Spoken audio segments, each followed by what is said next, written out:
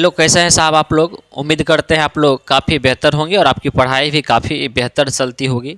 कल हम लोगों का क्लास डिस्टर्ब हो चुका था, इसके लिए खेद है।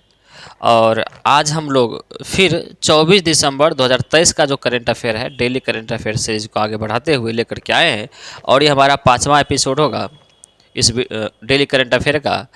और रोज़ की तरह आज भी इस करंट अफेयर को शुरू करने से पहले एक सवाल फिर आपसे एक सवाल आपसे ये है, अगर पिछला वीडियो आप लोग देखे होंगे तो आपको ज़रूर याद होगा और आपको बताया भी गया है कि बी आर अम्बेडकर की महाराष्ट्र के किस ज़िले में एक प्रतिमा स्थापित की गई है जिसे स्टैच्यू ऑफ नॉलेज नाम दिया गया है। स्टैच्यू ऑफ नॉलेज नाम दिया गया है। इस बात को आपको लिखना है साहब।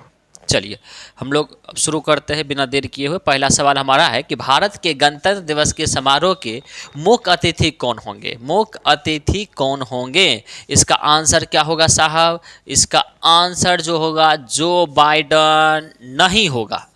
जो बाइडन नहीं होगा। क्यों? क्योंकि जो बाइडन जो है, अभी आपको पता है कि पन्नू वाला जो मैटर चल रहा था, जो खालिस्तानी समर्थक था और उसकी हत्या अमेरिका में हो गया था, तो उस मैटर को लेकर के जो बाइडन के मन में जो है सो चल रहा था और भारत के प्रति विरोध प्रकट करने का प्रयास किया। ऐसे खुल करके ये नहीं बोला, ये सीधा बोलते हमको फुर्सत नहीं है। नहीं फुर्सत है तो कोई बात नहीं है, तो रस वैसे फुर्सत में बैठा हुआ लोग बहुत सारा है, जिसको एक बार बुलाएंगे 10 बार आएगा। क्योंकि भारत इतना जो है सो महान देश है जिसके एक इशारे पर लोग हाजिर हो जाता है। और तुम अगर ठुकरा दिया तो याद रखना, धोखा खा खा करके हम लोग भी क्या हो गए, धोखेबाज हो गए हैं। एक बार धोखा दे दिया, 1000 बार धोखा मिलेगा। बस रक्षा सौदा तोरा साथ नहीं करेंगे, सब बात तोरा बुझा जाएगा। ठीक है, चलिए। तो भारत के गणतंत्र दिवस के मुख्य अतिथि अब कौन होंगे, क्योंकि ये मना कर दिए हैं कि हम नहीं आएंगे, हमारा फुर्सत तो नहीं है, हम बिजी हो गए हैं। तो कोई बात नहीं है, इसके जो बन गए हैं अब जो आएंगे मुख्य अतिथि, वो आएंगे इमैनुअल मैक्रो। कौन आएंगे? Emmanuel Macron. बात है इमैनुअल मैक्रो की, तो ये कहाँ के राष्ट्रपति हैं साहब? तो ये फ्रांस के राष्ट्रपति है। फ्रांस की राजधानी कहाँ है साहब? पेरिस। फ्रांस की राजधानी कहाँ है? पेरिस। अब पूछा जाएगा फ्रांस की राजधानी पेरिस जो है किस नदी के किनारे है? तो सीन नदी के किनारे है। याद रखिएगा साहब, फ्रांस की राजधानी पेरिस को सूरा एवं सूरियों का देश कहा जाता है। सूरा एवं सूरियों का देश कहा जाता है, इस बात को याद रखिएगा साहब। यानी सुंदरियों का देश कहा जाता है, इस बात को याद रखिएगा। सुंदरियों का शहर कहा जाता है, इस बात को याद रखिएगा साहब। इसके अलावा अगर आपको पूछा जाएगा कि बताइए कि पेरिस में यानी फ्रांस में एक फल से बना हुआ शराब मिलता है जिसको क्या बोलते हैं? शैंपेन बोलते हैं। क्या बोलते हैं? शैंपेन बोलते हैं। ठीक है, फ्रांस को लघु यूरोप भी कहा जाता है।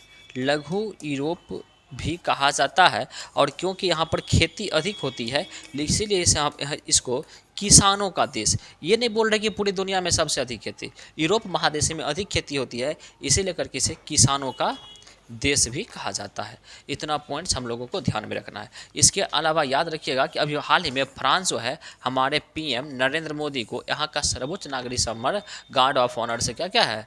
गार्ड ऑफ ऑनर से गार्ड ऑफ सेवियर से क्या किया है? सम्मानित किया है। इस बात को ध्यान में रखेंगे। हमारे प्रधानमंत्री को इसके अलावा आपको पता है मिस्र भी दिया है, इसके अलावा आपको पता है फिजी भी दिया है, और भी कई देश दिए जो आपको बताए हुए हैं। चलिए अब चलिए, अगर पूछा जाए एंथनी अल्बानीज़ कहाँ के प्रधानमंत्री हैं, तो ऑस्ट्रेलिया के। कहाँ के हैं ये? ऑस्ट्रेलिया के। सब इतना पॉइंट याद रखेंगे। ऑस्ट्रेलिया की राजधानी कहाँ है? कैनवारा। ऑस्ट्रेलिया की राजधानी कहाँ है? कैनवारा। अगर पूछा जाएगा प्यासी भूमि किसको कहते हैं? प्यासी भूमि किसको कहते हैं? तो प्यासी भूमि जो कहते हैं साहब, वो ऑस्ट्रेलिया को कहते हैं। ठीक है, और ऑस्ट्रेलिया में याद रखिएगा कि दो नदी यहाँ की महत्वपूर्ण है, एक मर्रे नदी और एक डार्लिंग नदी। मर्रे और डार्लिंग नदी, ये दोनों क्या है? महत्वपूर्ण है। और अभी हाल ही में आपको पता है कि ऑस्ट्रेलिया का जो खिलाड़ी है मिशेल स्टार्क, जो आईपीएल के इतिहास में सबसे अधिक रुपया में बिका है, तो कितना रुपया में नीलाम हुआ बताइएगा साहब, आपको बताना होगा कमेंट बॉक्स में। चलिए, ये सवाल आपके लिए छोड़ करके जा रहे हैं। चलिए, ऋषि सुनक पूछा जाएगा कहाँ के पीएम है? तो ऋषि सुनक ये ब्रिटेन के पीएम है। कहाँ के पीएम है? ब्रिटेन के पीएम है। इतना पॉइंट याद रखिएगा। इसके अलावा देखिए, इमैनुअल मैक्रो के बारे में बताई थी कि फ्रांस के हैं, तो अभी हाल ही में भारत जो है सो फ्रांस के साथ युद्धाभ्यास किया है। तो कौन कौन सा युद्धाभ्यास फ्रांस के बीच होता है? तो याद रखिएगा, वरुण युद्धाभ्यास होता है, गरुड़ युद्धाभ्यास होता है, और एक्स शक्ति युद्धाभ्यास, ये सब होता है। अब पूछा जाएगा कौन सा युद्धाभ्यास कैसा है, किस प्रकार का है, तो याद रखेंगे वरुण, वरुण क्या हो गया, वर्षा, यानी याद रखेंगे जल से संबंधित है तो जल सेना का, यानी नौसेना बोलेंगे, क्या बोलेंगे, नौसेना का। गरुड़, गरुड़ आपको पता हवा में उड़ता है, इसीलिए करके याद रखेंगे ये वायुसेना का, किसका, वायुसेना का, इतना पॉइंट याद रखेंगे। और एक्स शक्ति जो हो गया ये थल सेना के बीच में, थल सेना के बीच में होता है साहब, इतना पॉइंट्स हम लोगों को ध्यान में रखना है। और आपको पता है कि काफ़ी चर्चित जो हमारा एक रक्षा सौदा था राफेल, राफेल को लेकर के जो बवाल चला था कि इसमें घोटाला हुआ और अभी तक चल रहा है, इसकी जांच भी नहीं हो पाई है, जबकि फ्रांस का एक न्यूज़पेपर खुद ये इसके बारे में उजागर किया था। तो राफेल याद रखिएगा, राफेल जो है जो विमान किस देश से खरीदे, फ्रांस से, और कितने खरीदे साहब, हम लोग 36 राफेल खरीदे हैं। इतना पॉइंट्स हम लोगों को ध्यान में रखना है। नेक्स्ट हम लोग देखते हैं, नेक्स्ट हमारा सवाल है किसान दिवस कब मनाया जाता है, किसान दिवस कब मनाया जाता है, तो याद रखेंगे साहब किसान दिवस जो है ना, किसान दिवस 23 दिसंबर को, सॉरी किसान दिवस जो है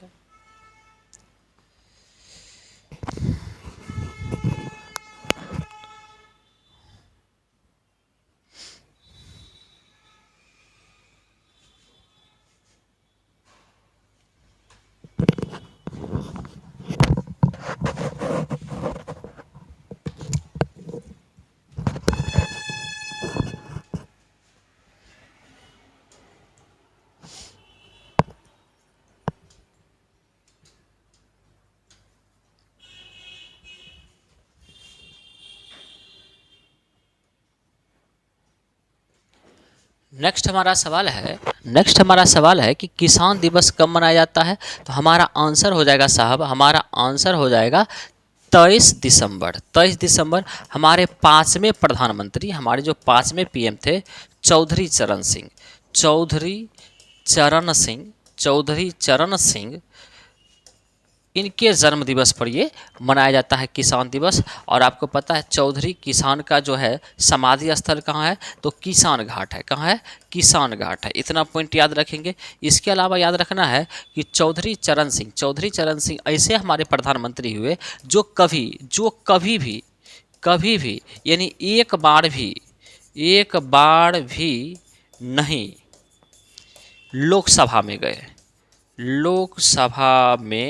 जो कभी भी लोकसभा का सामना नहीं किए, यानी लोकसभा में कभी भी नहीं गए। इनका जो अगर पूछा जाएगा कि बताइए चौधरी चरण सिंह का संबंध किस राज्य से है, तो क्या बोलेंगे साहब, किस राज्य से है ये, तो हम बता देते हैं कि ये उत्तर प्रदेश से है। और आपको बताना है कि ये उत्तर प्रदेश के कितनी बार मुख्यमंत्री बने हैं, चौधरी चरण सिंह उत्तर प्रदेश के कितने बार मुख्यमंत्री बने हैं, इतना पॉइंट्स आप लोगों को बताना है। चलिए नेक्स्ट हम लोग देख लेते हैं। तो ये चौधरी चरण सिंह के जन्म दिवस पर जन्म दिवस पर मनाया जाता है, याद रखिएगा। ये देश के 5वें पीएम थे जिनका कार्यकाल 1979 से 80 तक रहा।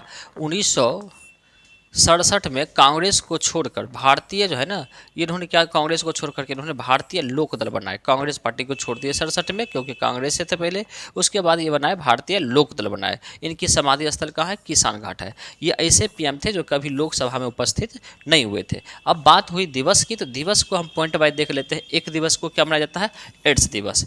एक दिसंबर को क्या मनाया जाता है, 1 दिसंबर को मनाया जाता है एड्स दिवस। अगर पूछा गया डॉक्टर दिवस कब मनाया जाता है, डॉक्टर दिवस अगर पूछ दिया जाए कब मनाया जाता है, तो क्या बोलेंगे हम लोग, 1 जुलाई को, क्या बोलेंगे, 1 जुलाई को, ठीक है। पूछा जाएगा विश्व जनसंख्या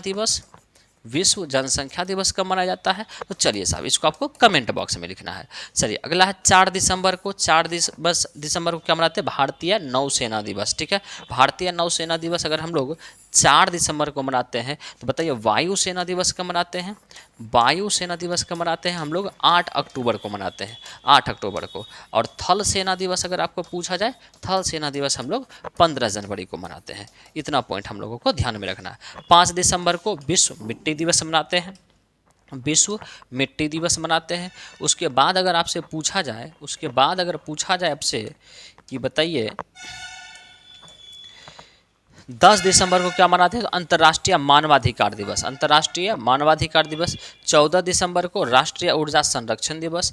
18 दिसंबर को अंतर्राष्ट्रीय प्रवासी दिवस मनाते हैं, अंतर्राष्ट्रीय प्रवासी दिवस। और इसी दिन एक और दिवस मनाते हैं, कौन सा दिवस मनाते हैं ये आपको शायद हमको लगता है कि 19 दिसंबर का जो करंट अफेयर करवाए थे उस दिन आपको बताए थे कि अंतर्राष्ट्रीय प्रवासी दिवस, और इसी दिन एक और दिवस मनाया जाता है। कौन सा दिवस मनाया जाता है इस बात को आपको क्या करना, कमेंट बॉक्स में लिखना है। देखिए सवाल इसलिए बार बार बोलते छोड़ते ताकि आपको क्या हो, रिवीजन हो, और आप जो है जब जवाब देंगे या याद नहीं हो तो ढूंढेंगे तो एक सवाल को देखने के लिए आप कई सवाल देख लेते हैं, जिससे क्या होता है आपका रिवीजन हो जाता है। 22 दिसंबर को क्या मनाते हैं? राष्ट्रीय गणित दिवस मनाते हैं, राष्ट्रीय गणित दिवस मनाते हैं। किनके जन्म दिवस मनाते हैं साहब? तो रामानुजम के जन्म दिवस पर मनाते हैं। चलिए नेक्स्ट हमारा सवाल हो जाएगा, हाल ही में रविंद्रनाथ टैगोर साहित्य पुरस्कार 2023 किसे दिया गया? रविंद्रनाथ टैगोर साहित्य पुरस्कार 2023 किसे दिया गया? तो याद रखिए साहब, ये सुकृता पॉल कुमार को दिया गया, सुकृता पॉल कुमार को दिया गया, इस बात को याद रखेंगे। उसके बाद देखिए इसमें जो ऑप्शन दिया पॉल लिंच, पॉल लिंच को अभी हाल ही में कौन सा पुरस्कार मिला है साहब? तो बुकर पुरस्कार मिला है। कौन सा पुरस्कार मिला है? तो बुकर पुरस्कार मिला है। तो ये जवाब हम दे दिए कि कौन सा पुरस्कार मिला है। अब आपको ये बताना है कि इनकी किस पुस्तक के लिए मिला है, इनकी किस पुस्तक के लिए मिला है, ये आपको कमेंट बॉक्स में लिखना है। उसके बाद पुष्पा भारती, पुष्पा भारती को अभी हाल ही में कौन सा पुरस्कार दिया गया साहब? तो पुरस्कार जो दिया गया है व्यास, व्यास सम्मान इन्हें दिया गया है।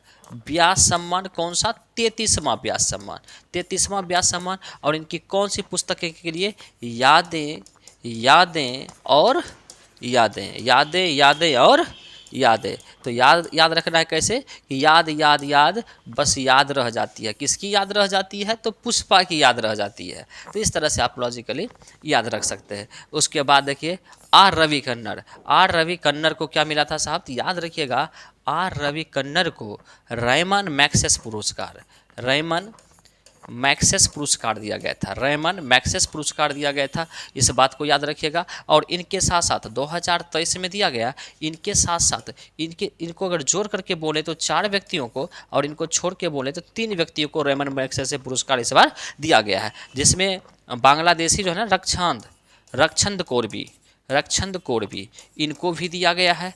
इसके अलावा तिमोर लिस्ते, तिमोर लिस्ते के एक व्यक्ति को दिया गया है। तिमोर लिस्ते की जो है ना राजधानी वो दिल्ली है, और यहाँ भारत अभी हाल ही में दूतावास स्थापित किया है। तो आपको बताना है कि तिमोर लिस्ते के किस व्यक्ति को रैमन मैग्सेस पुरस्कार दिया गया है। अगर आप मंथली करंट अफेयर पढ़ते होंगे तो बिल्कुल आपको यह आंसर पता होगा।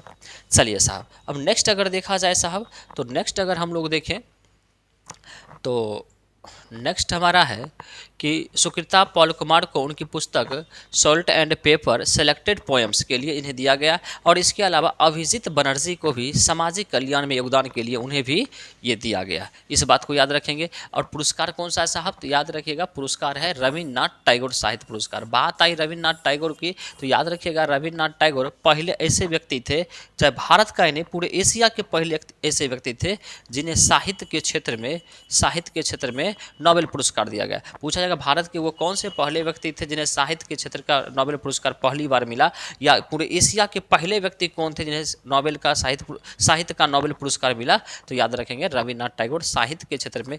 किस पुस्तक के लिए? गीतांजलि के लिए, गीतांजलि के लिए। और कब मिला साहब? तो 1913 में मिला। इस बात को याद रखिएगा रविन्द्रनाथ टैगोर, इस बात को याद रखिएगा। और बताइएगा साहब, आपसे एक सवाल है कि रविन्द्रनाथ टैगोर जालियांवाला बाग हत्याकांड जब हुआ था तो इनको अंग्रेजों ने एक उपाधि दी थी, और वो उपाधि जालियांवाला हत्याकांड के समय इन्होंने क्या कर दिया? त्याग दिया। तो वो कौन सी उपाधि थी जिसे रविन्द्रनाथ टैगोर ने त्याग दिया? ठीक है, अगर आपको नहीं याद हो तो हम बता देते हैं कि रविन्द्रनाथ टैगोर को ना नाइटहुड की उपाधि दी गई थी, नाइटहुड की उपाधि दी गई थी, और इन्होंने त्याग दिया। आपको बताना है कि कैसर ए हिंद की उपाधि जालियांवाला बाग हत्याकांड के कारण किसने त्याग दिया? आपको कमेंट बॉक्स में इस बात को लिखना है। चलिए उसके बाद देखिएगा रविन्द्रनाथ टैगोर ने शांति निकेतन की स्थापना की, शांति निकेतन की, आपको पता होगा शांति निकेतन की, और ये कहाँ है? पश्चिम बंगाल में, पश्चिम बंगाल में है। ठीक है, जिसका नाम अब जो है विश्व भारती, विश्व भारती। ठीक है साहब, याद रखिएगा। और इसको अभी जो है ना यूनेस्को अपने विरासत सूची में शामिल किया है। इतना पॉइंट्स को आप लोगों को ध्यान में रखना है। चलिए नेक्स्ट हमारा सवाल है कि WHO ने कोरोना वायरस के लिए नए रूप को वेरिएंट ऑफ इंटेस्ट घोषित किया। किसे वेरिएंट ऑफ इंटेस्ट घोषित किया है बताइए। कोरोना का देखिए, कोरोना का एक जो ओमिक्रॉन जो वायरस आया था उसी वो क्या हो गया, म्यूटेट कर गया, और उसका ही म्यूटेट करने के बाद एक नई जो है ना उपवर्ग आ गई कोरोना का, जिसका नाम दिया गया, क्या घोषित किया गया, वेरिएंट ऑफ इंटेस्ट। और कौन सा वो वेरिएंट है जिसका नाम ये रखा गया बताइए साहब। तो इसका आंसर हो जाएगा JN1। WHO का मतलब वो हो गया वर्ल्ड हेल्थ ऑर्गेनाइजेशन। अगर आपको पूछा जाएगा कि ये पहला मामला भारत के किस राज्य में दिखा, तो याद रखेंगे केरल में दिखा। ये किसका वेरिएंट है, तो ओमिक्रॉन जो वायरस आया था ना म्यूटेट करके, उसी का ये वेरिएंट है। ये सबसे पहला केस कहाँ मिला साहब, USA में। बैडनमा को धर लिया तब नहीं आ रहा है, इसीलिए करके नहीं आ रहा है, ऐसे थोड़ा कि नहीं आ रहा है, कोरोना धर लिया है। चलिए अगला देखिएगा, WHO की स्थापना कब हुआ, 7 अप्रैल 1948 को। अगर पूछा जाएगा साहब विश्व स्वास्थ्य दिवस कब मनाया जाता है, विश्व स्वास्थ्य दिवस कब मनाया जाता है, हम जानते हैं कि आंसर आपके सामने में लिखा हुआ है, ठीक है। तो आपको बताना है कि आप कितना होशियार है, अभी भी समझ पाते हैं क्या नहीं समझ पाते हैं। और हमको पता है बहुत बच्चा समझ नहीं पाता होगा, अभी भी नहीं समझा होगा, इसलिए वो कमेंट नहीं करेगा, हमको पता है। WHO के मुख्यालय कहाँ है, जेनेवा। जेनेवा कहाँ पड़ता है साहब, आपको लिखना है जेनेवा किस देश में पड़ता है, आपको ये लिखना है। चलिए उसके बाद WHO के निदेशक कौन है, टेड्रोस एडनोम, और ये कहाँ है साहब, इथोपिया में। कहाँ है साहब, इथोपिया के रहने वाले है, नहीं इथोपिया के ये रहने वाले जो है टेड्रोस एडनोम, ये जो है WHO के निदेशक हैं। और ये किस देश के रहने वाले हैं, तो इथोपिया के रहने वाले हैं। इतना पॉइंट्स आप लोगों को ध्यान में रखना है। नेक्स्ट हमारा सवाल है कि हाल ही में वासुदेव देवनानी किस राज्य के विधानसभा के अध्यक्ष चुने गए, किस राज्य के विधानसभा के अध्यक्ष वासुदेव देवनानी चुने गए।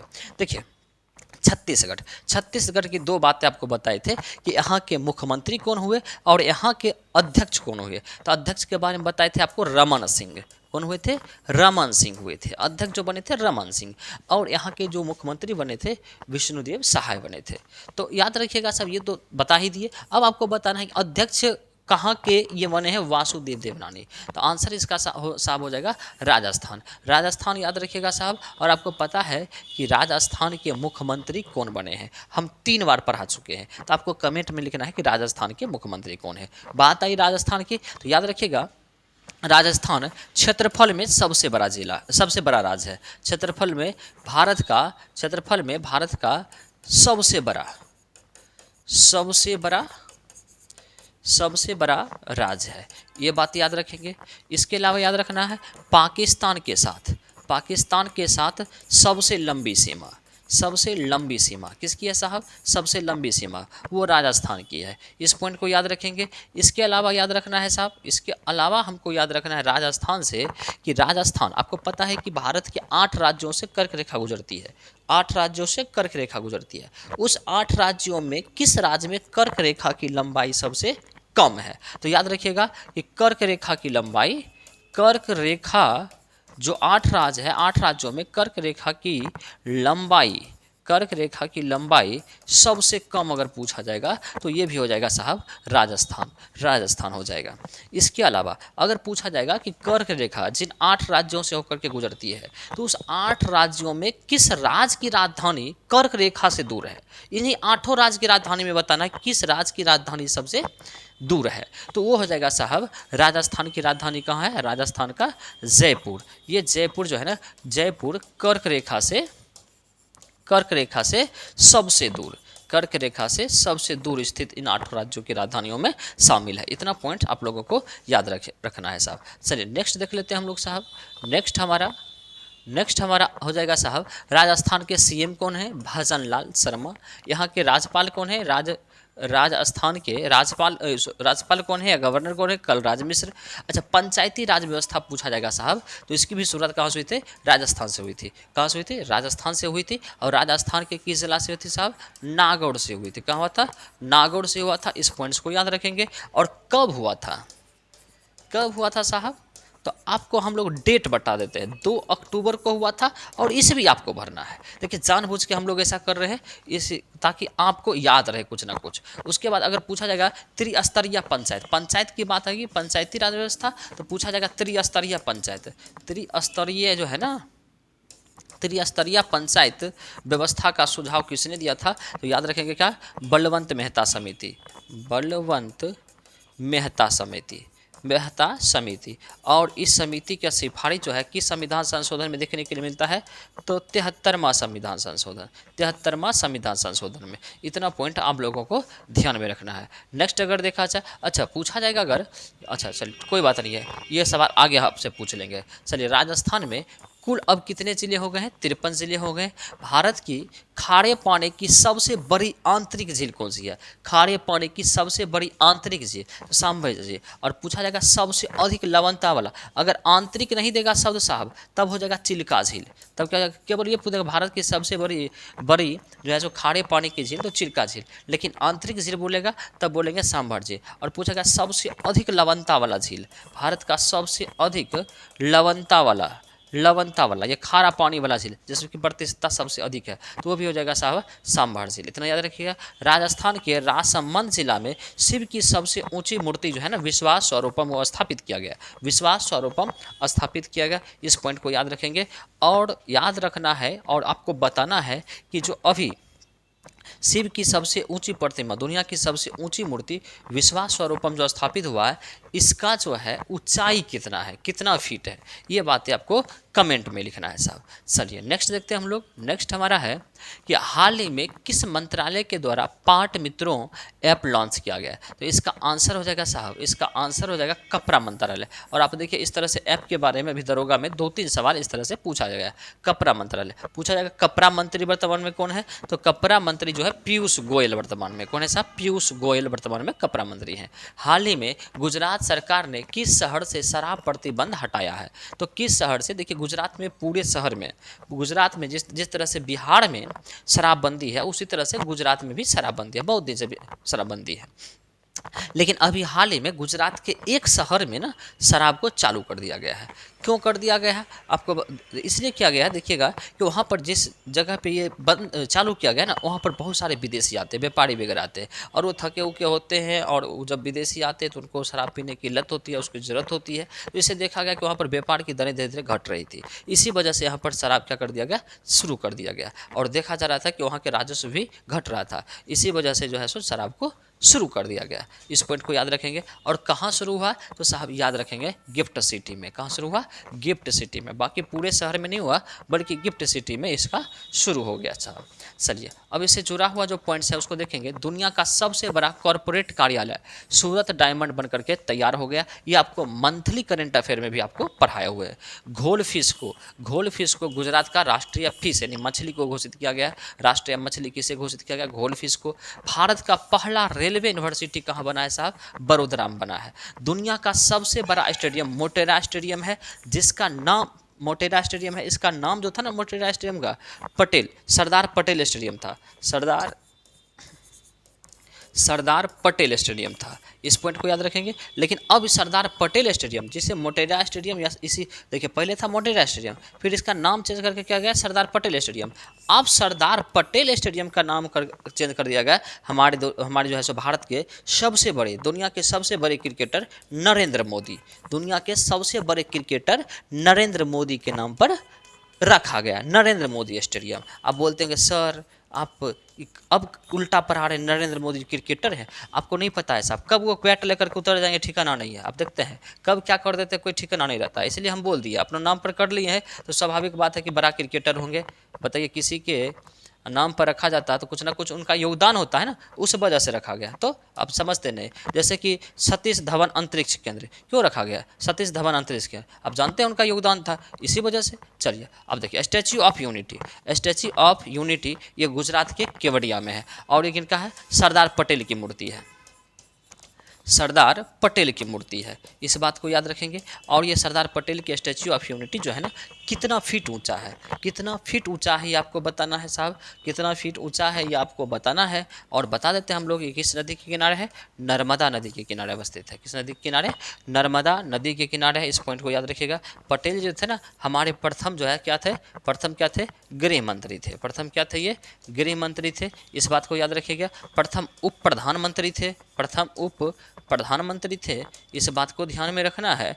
इसके अलावा इनको जो ना लौह पुरुष कहा जाता है, क्या कहता है, लौह पुरुष कहा जाता है। इस बात को याद रखिएगा। और कई बार सवाल पूछा जाता है कि सरदार वल्लभ भाई पटेल को सरदार की उपाधि किसने दी थी, तो याद रखेंगे बारदोली की महिलाओं ने, बारदोली की महिलाओं ने, बारदोली की महिलाओं ने इनको सरदार की उपाधि दी थी। इतना पॉइंट्स आप लोगों को ध्यान में रखना है। हो सकता है वीडियो थोड़ा लंबा हो जाएगा, लेकिन आपको बारीकी से देखना है, क्योंकि बहुत सारी बातें आपको अलग से भी सीखने के लिए मिलेगा। हाल ही में कहाँ राजीव गांधी स्वरोजगार योजना शुरू किया गया? इसका आंसर हो जाएगा साहब, इसका आंसर हो जाएगा हिमाचल प्रदेश। और आपको पता है हिमाचल प्रदेश के सीएम कौन है? हिमाचल प्रदेश के जो सीएम है सुखविंदर सिंह सुक्खू। सुखविंदर सिंह सुक्खू। सुखविंदर सिंह कौन है? सुक्खू। याद रखिएगा सुखविंदर सिंह सुक्खू। और हाल ही में याद रखिएगा हिमाचल प्रदेश, तो हिमाचल प्रदेश याद रखिएगा, हिमाचल प्रदेश का जो कांगड़ा है, कांगड़ा चाय को यूरोपीय संघ के द्वारा, किसके द्वारा? यूरोपीय संघ के द्वारा क्या दिया गया है साहब? GI टैग दिया गया है, GI टैग दिया गया है साहब। ठीक है साहब। उसके अलावा याद रखिएगा साहब, हिमाचल प्रदेश की बात आई तो कांगड़ा घाटी कहाँ अवस्थित है? कांगड़ा घाटी अगर पूछा जाएगा तो ये वही बोलना कहाँ है, ये हिमाचल प्रदेश में है। इस पॉइंट को हम लोगों को ध्यान में रखना है। अगर आगे देखा जाए तो याद रखेंगे कि इस योजना का उद्देश्य क्या था? अनाथ बच्चों को रोजगार देकर के आत्मनिर्भर बनाना। और ये पूरे भारत का पहला राज्य बन गया कि जो अनाथ बच्चों को रोजगार दे करके आत्मनिर्भर बनाने की बात की है। चलिए उसके बाद देखिए, प्राकृतिक खेती को बढ़ावा देने के लिए मोबाइल वैन कार्यक्रम किसने शुरू किया? हिमाचल प्रदेश सरकार ने किया। दिव्यांग बच्चों को सशक्त बनाने के लिए सबल योजना भी शुरू किया। कौन किया? हिमाचल प्रदेश किया। इतना पॉइंट्स आप लोगों को हिमाचल प्रदेश से ध्यान में रखना है। चलिए उसके बाद देखिएगा, हाल ही में किसे मिस कॉन्टिनेंटल इंटरनेशनल 2023 का ताज दिया गया है, या ताज मिला है, या कौन ताज जीती है बताइएगा?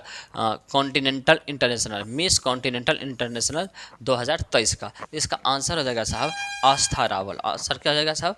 आंसर हो जाएगा आस्था रावल। चलिए नेक्स्ट देख लेते हैं हम लोग साहब कि मिस इंडिया USA 2023 पूछा जाएगा तो रिजूली मैनी बोलेंगे। मिस इंटरनेशनल इंडिया 2023 अगर पूछा जाएगा तो इसको परवीना अंजना बोलेंगे। और फेमिना मिस इंडिया 2022 पूछा जाएगा तो सीनी शेट्टी को बोलेंगे। फेमिना, स्पेलिंग मिस्टेक है, थोड़ा सही कर लीजिएगा, फेमिना। चलिए हाल ही में भारत सरकार $100 मिलियन का ऋण प्राप्त करने के लिए किसके साथ समझौता किया है? $100 मिलियन ऋण प्राप्त करने के लिए। अब देखिए भारत की GDP इतना ज़्यादा हो गया, भारत का विकास दर इतना ज़्यादा हो गया, और हम लोग क्या कर रहे हैं? कर्ज ले रहे हैं। एक बात बताइए, कर्ज लेकर के आप क्या करिए, 2 करोड़ कर्ज लेकर के आप अपना घर बना लीजिए, और उसके बाद आप दिखा लीजिएगा लोगों को कि देखिए हम इतना कमा करके ये कर दिए। और जब कर्ज वाला आप पर चढ़ेगा तब क्या होगा पता है आपको? आपको नहीं पता है। आप अगर घर भाड़ा में लगाए होंगे तो रेंट वालों को रेंट बढ़ाते चलिएगा। सेम वही चीज़ है, जो अगर रेंट लगाए होंगे ना, रेंट वाले को रेंट बढ़ाते चलिएगा। तो कर्ज लेकर के विकास के नाम पर आप क्या करिए? काम करिए। और क्या काम हो रहा है आप सबको पता है। और जब ये कर्ज बढ़ जाएगा तो आप क्या करिए?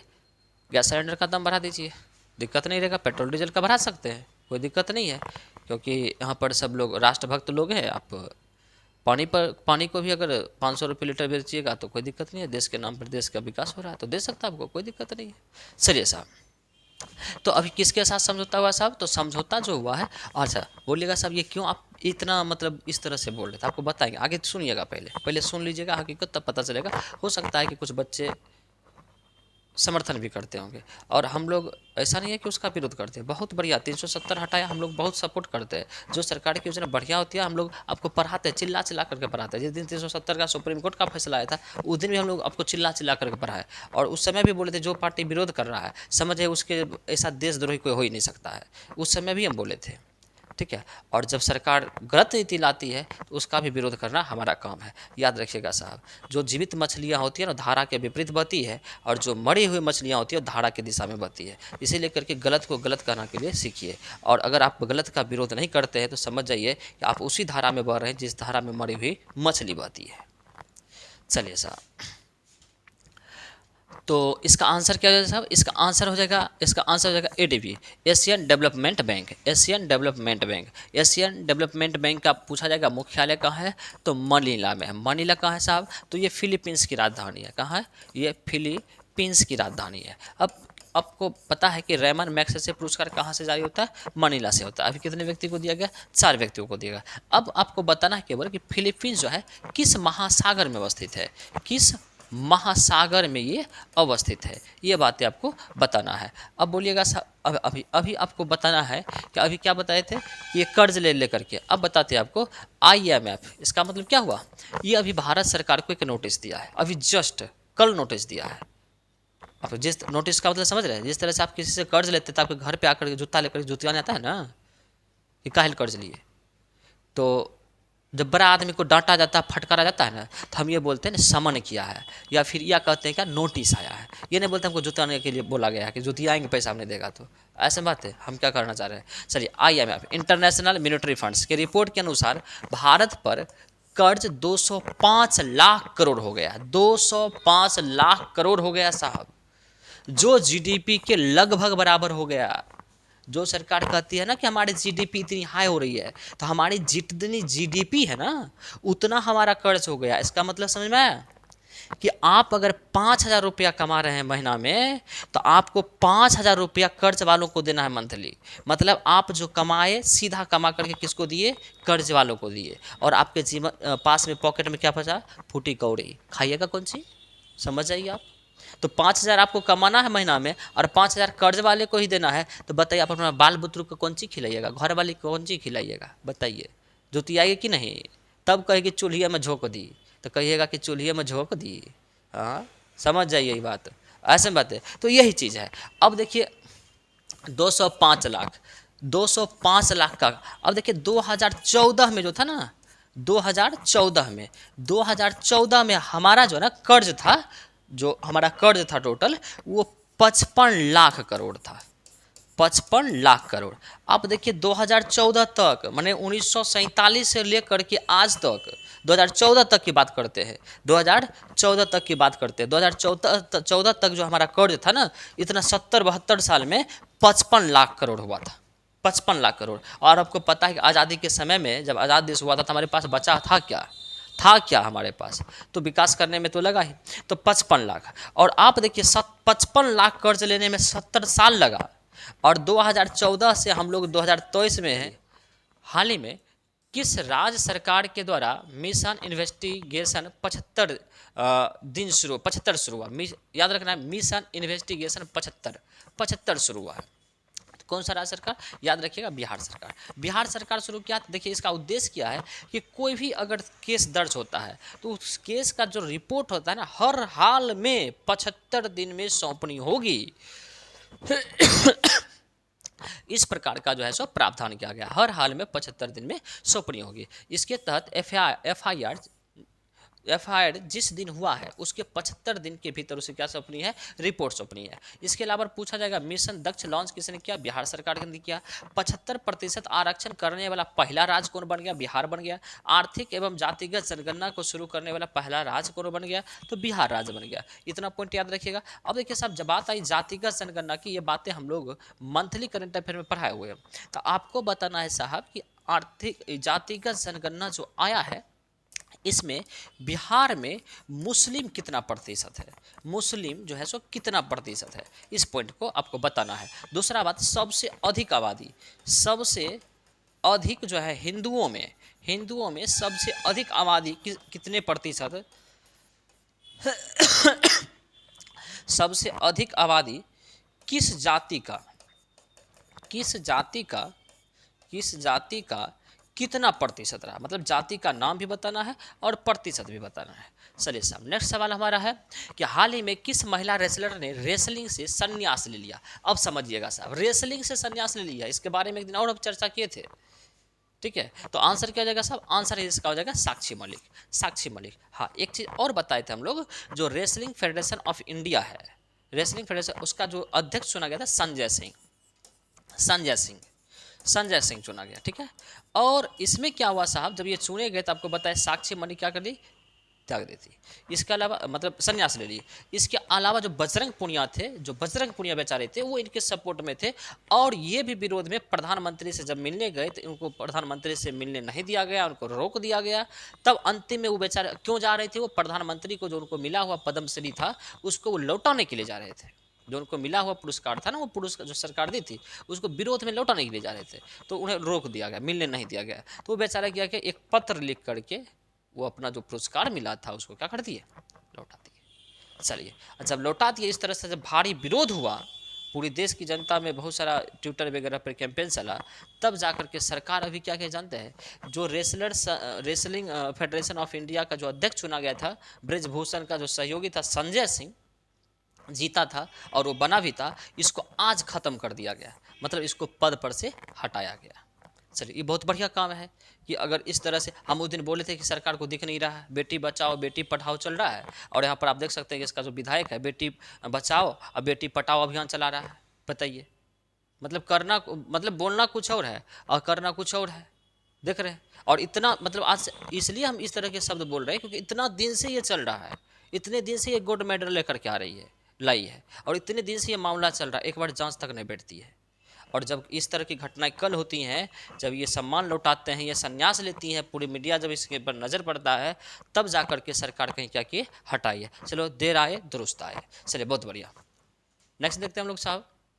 नेक्स्ट हमारा है कि हाल ही में दिसंबर 2023 में कौन सा देश ओपेक से बाहर हो गया। तो ओपेक से कौन सा देश बाहर हो गया साहब, अंगोला हो गया। कौन सा बाहर हो गया, अंगोला हो गया। अब बात आई क्या कहते हैं ओपेक की, तो ओपेक का पूर्ण रूप क्या होता है साहब, तो याद रखेंगे organisation of the petroleum exporting countries. इसकी स्थापना कब हुआ, 14 सितंबर 1960 को। इसका मुख्यालय कहाँ साहब, वियना में। वियना किस देश में पड़ता है साहब, ऑस्ट्रिया में। कब पड़ता है, ऑस्ट्रिया में। और आपको बताना ऑस्ट्रिया किस महादेश में है।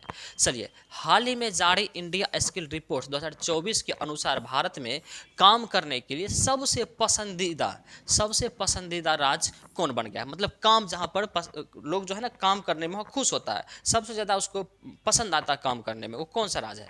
तो याद रखिएगा साहब केरल। आंसर क्या हो जाएगा, केरल। और केरल याद रखिएगा साहब। और इसके अलावा याद रखिएगा केरल में एक झील है जिसका नाम है बेम्बानाड झील। और बेम्बानाड झील में ना एक द्वीप अवस्थित है जिसको क्या क्या कहते हैं हम लोग, वेलिंगटन द्वीप। क्या बोलते हैं इसको, वेलिंगटन द्वीप। और उसी पर सबसे छोटा क्या है, NH है, NH47 है, जो भारत का सबसे छोटा NH है, जिसकी लंबाई कितना है, 6 किलोमीटर। बात आई केरल की, याद रखेंगे शांत घाटी कहाँ साहब, शांत घाटी कहाँ है, केरल में। इस बात को याद रखना है साहब। उसके अलावा मसालों का